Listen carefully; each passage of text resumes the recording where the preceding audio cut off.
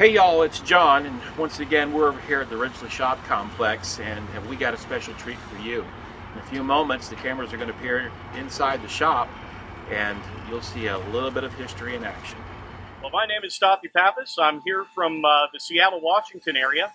I'm actually the large object curator at the Northwest Railway Museum, but I also have my own personal contracting company called Stockton Locomotive Works, where I get to have the opportunity to come and visit other institutions and work on their steam locomotives and assist these teams on their projects. This is certainly something that I enjoy doing. I love being able to go to a different railroad and help out with worthy projects. And this 1309 is certainly one of the more interesting that I've been involved in a long time. So happy to have the opportunity to be here, help out the Western Maryland Scenic with their project.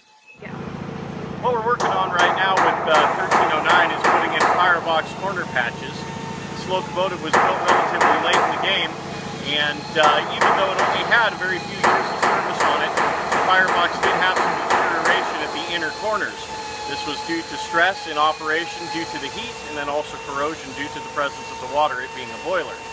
So what we're doing right now is we've formed our new corner patches out of spec material.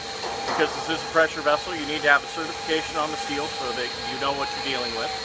And we formed the patches, we fit them up, we welded them in, and then right now what we're in the process of doing is preparing for the riveting on those patches. The rivets are what hold it to the foundation ring or mud ring of the boiler, and that is one of the stronger parts of the pressure vessel because there's a lot of stresses that go on at the bottom part of the boiler. So it's a very large block of steel that the rivets pass through, and then the sheets are actually riveted to the faces of that block of steel called the mud ring.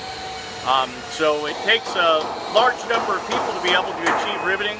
You need to be able to have a rivet forge so that you heat the rivets up to the appropriate temperature so that they're plastic, malleable, will expand in the hole. You need to have people on the inside that are running either the air buck or double gun, an air hammer that would form the rivet head on the inside.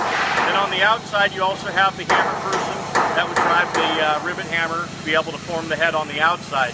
When you're forming these rivets with these hammers, you also are drawing the sheets up closer together, making a tighter fit. That is, at the end of the day, steam and water tight. And so there's a lot of forces involved. This is a very old technology, but it's a very effective technology.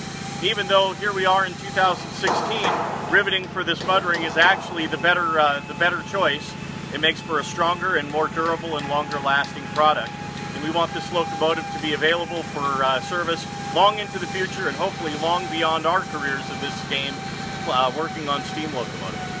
Right now, we're ready to actually start the riveting process. So the inside folks, what they're doing right now is they're going to get their torch going and they're going to start preheating the mud ring and the sheets around where the rivets are going to go. If you have a dead cold mud ring and a dead cold sheet that the rivets are going up against, it causes the rivet to cool down very quickly. What you want is to have enough time to be able to drive the rivet up tight and have it be warm enough so that it's plastic enough to actually fill the hole totally that it's going in. The heads are more of a formality if the shank is totally expanded inside the hole. So they're going to get their torch going and you'll see them shooting fire out of those rivet holes over there, and they're doing that so that that sheet is nice and warm, hopefully about 150 to 200 degrees before we put that rivet in there. At the same time, we have our rivet forge here, which is being warmed up and being ready to put the first rivet in. And that will actually heat the rivets up to somewhere in the neighborhood of 1800 degrees. And by so doing, that makes them a nice yellow heat, which makes them very pliable, very malleable, and they head over very easily and also expand in the holes very easily at that time. Stand by!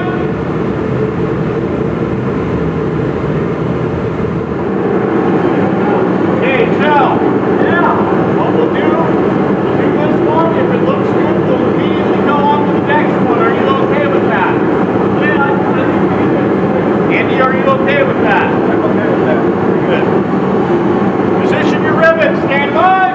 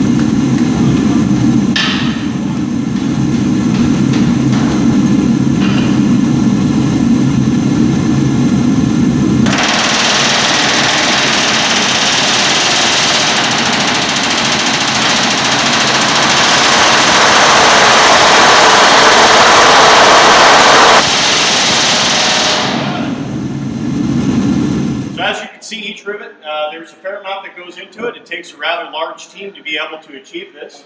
These fine individuals here that are part of the Western Maryland Scenic team. I'm just a guest here helping out.